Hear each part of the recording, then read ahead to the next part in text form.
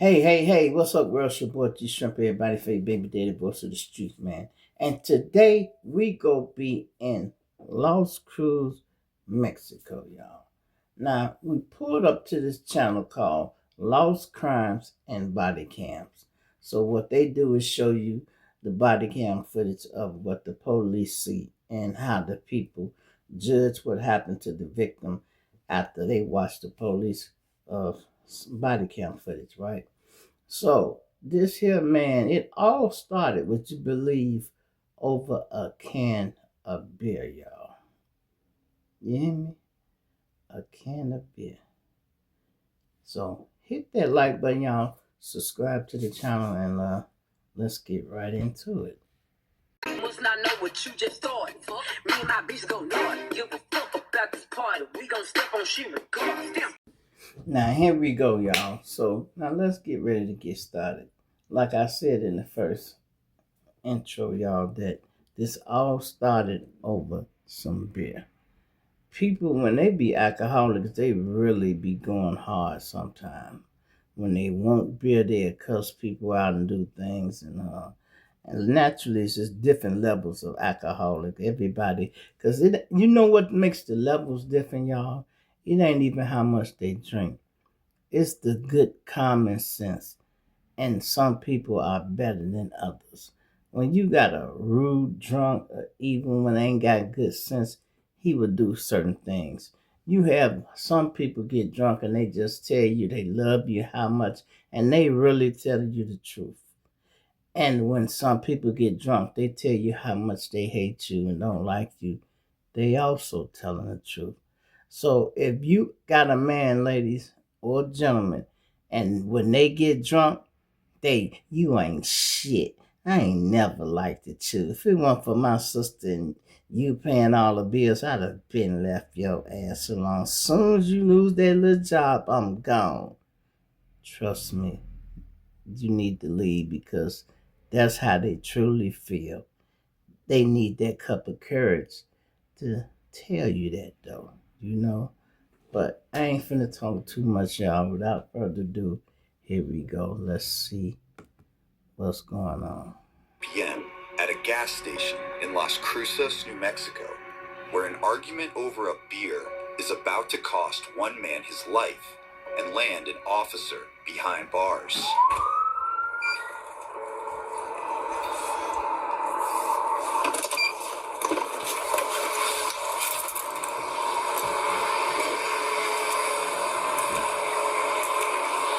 What's going on, man? I was messing with my door. What's up? I was messing with my door window. Okay, what's the deal with the people inside? Nothing. So I'm walking through the store. Uh-huh. With a beer in my hand. With the beer in your hand? Yeah. Okay. I walked out with a beer in my hand. Look at your camera. He said, I'm going to check the camera. So you went inside with the beer? Yeah. Okay, can I get your ID real quick so I can go talk to them and check the video out? I don't have my ID on me. That's why the whole thing that I wanted to buy a pack of cigarettes. I didn't have my ID on me. My stuff like that is going on the ground, right? Okay. So I was trying to show him, like, look, I have beer. I have a digital, you know what I'm saying? I have the beer thing that I was playing with. You know what I mean? Yeah. So, instead of that, they started acting like a, Yeah. for no reason. No, they said they're going to come and cover. They're going to come and look at the video. Yeah, I haven't gotten there yet, so, I mean, bear with me. You're going to see it. You're going to go in there and look. Where's the beer at right now? I put it in the... Actually, I don't even know. I was picked up. I was walking What's your name, man? Pete? Yeah. What's your last name, Pete? Huh? E-Z-E-R?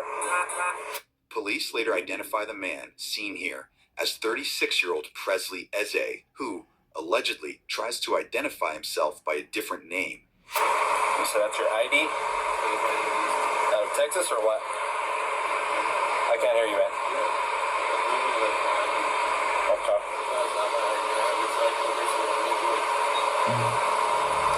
You have your driver's license, man? Let me get it real quick. And a form, I mean, if he's in the wrong, he's in the wrong. That's what I'm trying to figure out, okay?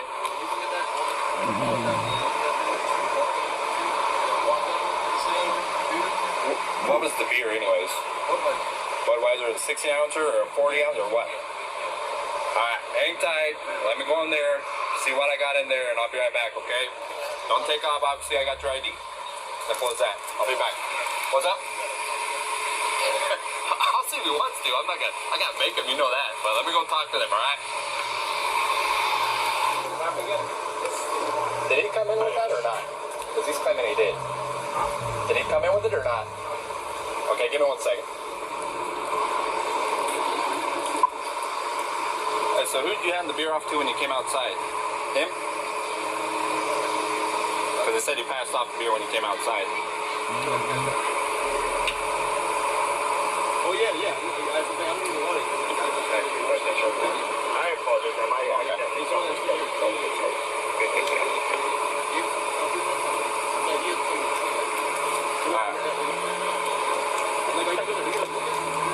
Yeah, as soon as I get somebody over here, I'm gonna go in there and check them out, alright? So hang tight, okay? The officer, identified as 39-year-old Brad Lunsford, heads back to his patrol car to check the man's information. When police said nothing came back on that name the passenger provided. What's up? Is it possible I can go buy cigarettes? Just hang tight. Let me talk to them and get things figured out, okay? Where do you have an ID out of, Pete? Out of where? I can't hear you. Connecticut?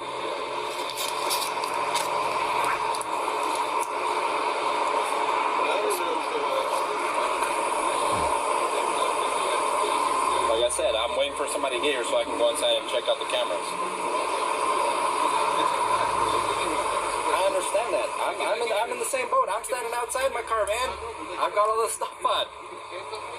We don't need to go that route. We don't need to go that route right now. Spell your last name again for me, Pete. E-S-E-R. Out of Connecticut, right?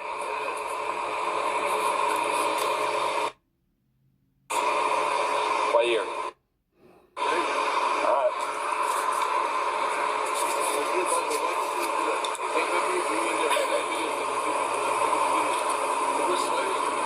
I understand it's hot, man. As soon as he gets here, I'm going inside. We'll get this all sorted out, alright? Try last name spelling of Edward Sam, Edward Robert, and it's going to be out of Connecticut.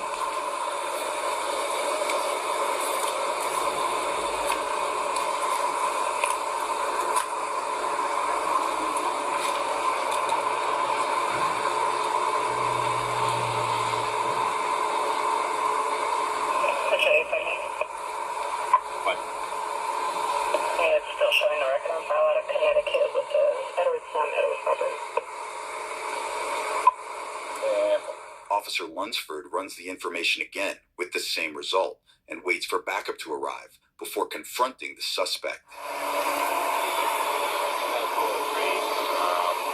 Thought that there was some front passenger. He's not coming back on file.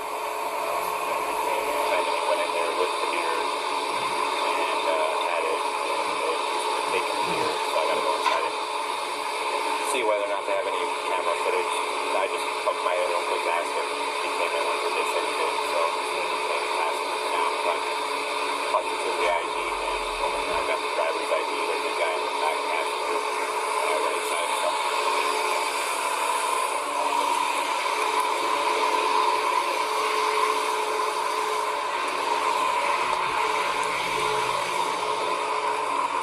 Alright, Pete, do me a favor, step out. Step out for me, please. I don't want to go. Okay, I'm not asking you right now. Step out for me. Why? No. Can I know why? Because you're not coming back on file, man. Hey, step out of the car. Can I know why? Because you're not coming back on file for me. What does that mean? Step out. You're not coming back on. You can't. Okay, listen. Hey, What look it out. you can't figure out why here? Because it's not coming back on file, you better come out now, dude. Hey, Okay, you gonna cooperate or what? I'm gonna cooperate. Okay. But Put your stuff down. Get my can stuff. you stop holding it? Stop touching me. I don't want you reaching for anything, man. I'm not reaching. As the situation begins to escalate, one officer later said he noticed a knife in the man's lap. Let's continue. I'm not reaching for anything. Okay, step out. Okay. I'm not reaching for anything. I'm not reaching for anything. Dude, stop. Turn around. Hey, 10:30. Stay in the fucking car. Look at him up.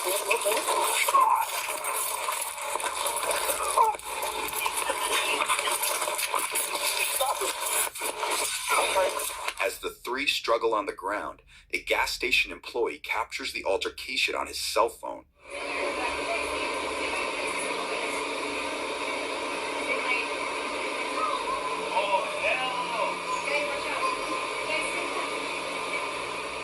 Police said during the struggle, Presley allegedly grabbed one of the officer's tasers seconds before Officer Lunsford pulled his service weapon and shot the 36-year-old in the head, killing him on scene. Keep your hands up!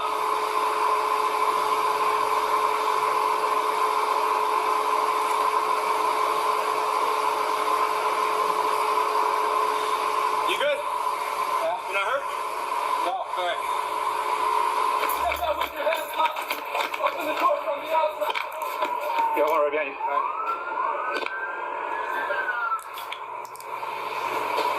We're going to be facing northbound on the gas station, northbound. Central Stage 555, University, El Paso. I'm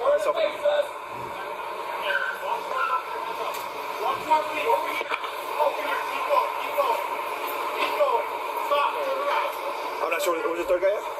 Back right passenger. Back right. No, we have. Is that my head? No. It's my head. You get hit? No. I thought I got shot. So as long as you're okay. Officer Lunsford checks on the other officer moments after the shooting before even more backup arrives. Where's that ball? One fired. Yeah? Brett, you okay? Okay, are you good? Yeah. Can you hear me? A little bit, yeah. Did you shoot? You can start setting up Okay. interviews. All right, man. Let's go ahead and go over to my unit. How many shots were fired, bro? Just one? Anybody outstanding? No, we've got the two that were inside the vehicle. We got passenger out to detain him because he wasn't coming back on file for the shoplifting. Okay, you don't need to tell me anything, man. You don't need to tell me anything. Just let's go to my unit. I'll stand by with you. Nobody else shot that you know of? Okay. That's my unit right there, man. You can stand by, you can sit down or whatever. Can you go check and make sure no one else shot? Because Brad's the only one who said he did. Okay. He said he fired once. That was it. You're gonna stay with him? Yeah. Just for right now? What up? Is that for right now? No. You have any interior struck, pumps, slab? I get this 771 _3. Staging area for CID. You face that way from me? We're going to be setting it up. And they go charge him too, y'all. He shot one time. Guess where he shot him? Yeah, we got it. Just so you know, I thought that was No. Cheers. It's your union advice.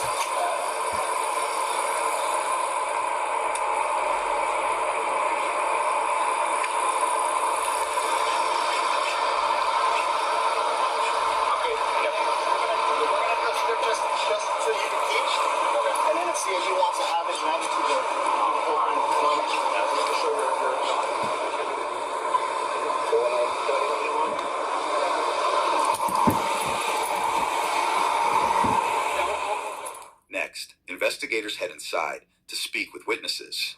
Did you guys see what happened? I saw everything. You saw everything? Did you see anything? I didn't hear. I just saw the guy on the floor, like on top of the cop. After that, I heard a gunshot. So, were you a little bit more composed and you were able to tell me what you saw? Yes, I was. I was watching the officer. I don't know who the officer, who was the one that got the first one behind the subject's car. Okay. And I was watching him, and I told him, I looked at my coworker, and I said, he's backing up. Something's going on. Something spooked him. And that's why we had the people in the back. And so another unit showed up right behind that unit, and they were approaching the subject. The subject started fighting with the two officers, the male subject, the black subject, took him down and just wrestling. And I don't know if he was trying to go for the other officer's gun or he had him in a chokehold. The initial officer? Yes. So the subject was on top of the officer? Yes. And the other officer, I don't know if he was trying to go for the other officer's gun that he had in a chokehold or what, but the other officer pulled out his gun and just shot him. And I was like, that's what I saw. The officer and behind him? Yeah. So there was the officer on the ground, and then He was the subject officer on the ground that was getting wrestled, and the other officer was trying to help him. You can kind of just give us as much detail as much you saw. So I was actually the one who called because he came in, tried to buy a pack of cigarettes. I told him I needed to see an ID. He didn't have one. He walked out. I thought that was the end of it. I saw him walk up to the car. He called another guy. The other guy came in. Same thing. I was like, sorry, I can't do it. It's a second-hand purchase. Right. No issues. He walked out. A while after, another guy comes in. And I saw him go around the Ramada, and then eventually he came out this way. Same thing. Told him, can't. Second-hand purchase. And then after a while, I just see both of them walk by. So I was like, okay, that's better for me. I don't get in trouble. And then I completely gave out on that. See the first suspect coming back again. He goes back to the beer, but I know he doesn't have an ID. So I see him walk out. He casually walks out with a Budweiser. I go and I ask him, hey, can you come back and pay for this? And then he tells me, well, suck on this and pay for it. I'm like, okay, you know what, whatever. I walked out, came in here, my boss was still here. She's like, no, just call the cops. Then the cops showed up. And then I just went on about it to the customers. And all of a sudden, she comes in, she starts having issues to like pay. Yeah. And then all of a sudden I hear a gunshot. That's when my phone was like, oh, he got shot in the head. I went into panic mode for them. I made sure I got them to the back. After that, I just completely freaked out. And you asked him to come back in, but what did he tell you? To suck it and pay for it. The subject on the passenger side to take him out, and he was fighting with them. And we found out they were wrestling him down. They wrestled him down, or something happened with one of the cops. I know he's bald, and it looked like he had him in a chokehold, had the officer in a chokehold. And the officer pulled out his service weapon and shot him. Because I think he was trying to pull that officer's gun, or the officer was already losing conscious. Like he was already going down. And the officer had no choice. He used deadly force and shot. Back. You want to talk to me? Tell me what happened, Mark? I got to hear your side of the story, okay? He mad. They shot his friend. Okay, so we're going to start slow and just kind of back up how we got here, okay? So you said to me earlier that, remember I tried to ask you this guy what his name was? You said his name was Slim, right? Slim? They call him Slim? Okay. Where did you meet him at?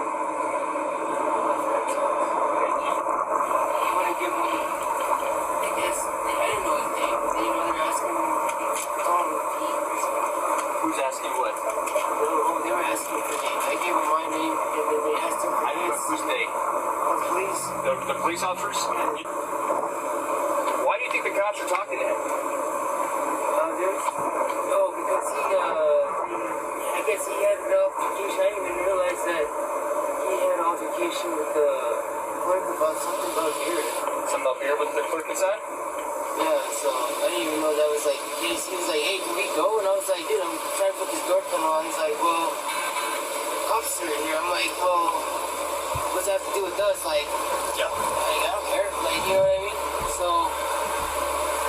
I then find out that like the cop walked up. He's like, so which one of y'all have an altercation with the guys inside? I'm like, I don't know. I was like, and he's like, and then he starts telling him like, well, I had a beer and when I got here, it was something like that. He gave me a beer or something, and him and like the clerk were like having words back and forth or something. I don't know. At this time, I'm messing with the door panel. Did Slim pay for the beer? He had it from earlier, yeah. So. No, but He the altercation. showed up with it. He wasn't. He didn't buy it here. Oh, really? He had it. It's like it's a 3-pack of like 16 or something. Let's rewind to shortly after the incident, when another officer detains the backseat passenger.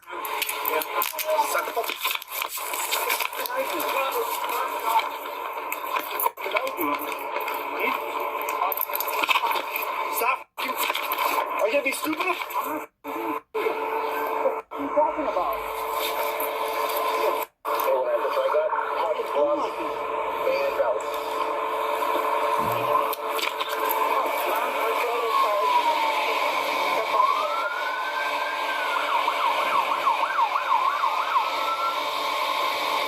You keep putting away, it's gonna make it so much worse. Now I'll put you on the floor, you keep acting up. I don't know whose unit this is. I'll get the keys for it. Hey bro, is it, oh, no, you're good, you're good. Huh? Where is this unit is? I'm not sure where it is. Because mine's unit's all on the street. He's just acting up. Stupid. Yeah, mine's all the way in the street, dude. No, I'll take him on the street, dude.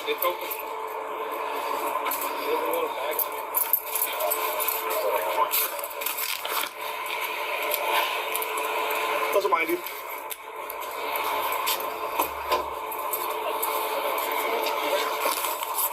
What are you on?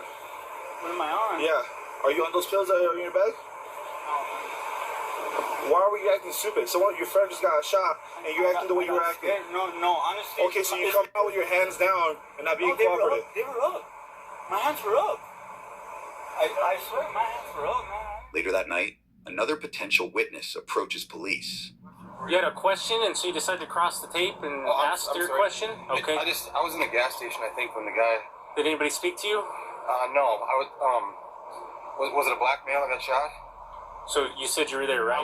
I seen there was a guy stealing beer when I was there. Okay. And he come out, and then I sat and watched him in my truck for like 10 minutes. And he was acting goofy, and then he went around the building. Okay. I was just wondering if... Give us 1 second. We'll see if anybody needs to speak to you. So I watched for like 10 minutes, and then I watched the guy that attended question him if it's the same guy. Okay. Days later, Officer Lunsford sits down with investigators and tells his side of the story. Going back to when we tried to get him out to detain him, he pulls back and he's on his phone and he's acting like he's reporting. I don't know whether or not he is reporting, so I don't know what had changed from the time he was offering himself to be detained to when we went to detain him. He no longer wanted to be detained unless he was hiding something, that he had a warrant out for his arrest. That's why he wasn't coming back on file. That's why he wasn't wanting to be detained. So I'm not asking you to get out. You need to get out. He's still kind of pulling back, holding his arms against his body. So I grab his right arm and tell him to step out. He's asking why, and I'm telling him why. You're not coming back on file at all. I'm not getting a return. And he keeps asking why, and he's not complying. Officer Arbogast, well, are you gonna comply? He says, yeah, I'm gonna comply, but he's not doing it. So as we're trying to get him out of the vehicle, you could see underneath that water can, he's got a knife on his lap.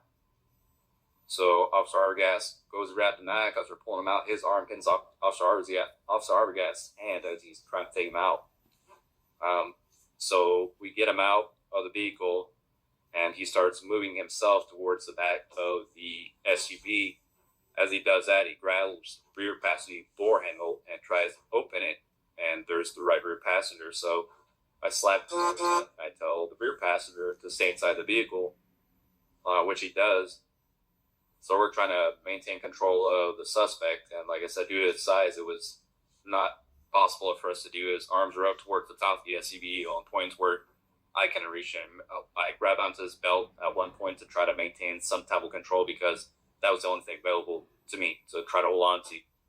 So Officer Arbogast, he wraps his arms around the suspect's waist, so his back is towards Officer Arbogast, and I guess the best way to describe it is Officer Arbogast does basically a suplex where he falls back with the suspect. Officer Arbogast hits his head on the ground as suspect lands on top of Officer Arbogast, and the suspect kind of rolls up in a ball from the momentum of being thrown back. So all his weight is on top of Officer Arbogast. So after they fall to the ground, the suspect flips around on top of Officer Arbogast, and he's mounted him at this point. And as we're struggling to try to control him, which we're not really being able to do, he's saying, stop it, in a calm voice, not frantic, he's not trying to get up and run away or anything like that. He's holding himself down on top of Officer Arbogast as I've got both my arms trying to pull him off of him. He's not moving. He's pushing down on Officer Arbogast. At one point, he hits him in the face, trying to create distance between him and Officer Arbogast. And I could see him from where I'm at, standing behind both of them, that he's now looking at Officer Arbogast's duty belt. He first reaches down to the gun side of his belt, and he can't get anything from there. So he keeps, as we're trying to fight to control him, he's still looking down at his belt. He sees the taser. I can see out of the corner of his eye how he's looking at it. He sees the taser handle. Obviously, it's bright yellow, so he can see it fairly easy. And it's on the opposite side of his gun. So the taser handle is out towards the suspect. So he tries to take it once, and he's not able to. And then the second time he tries to take it, he ends up taking the taser. I say taser once as it pulls the taser from Officer Arbogast's holster.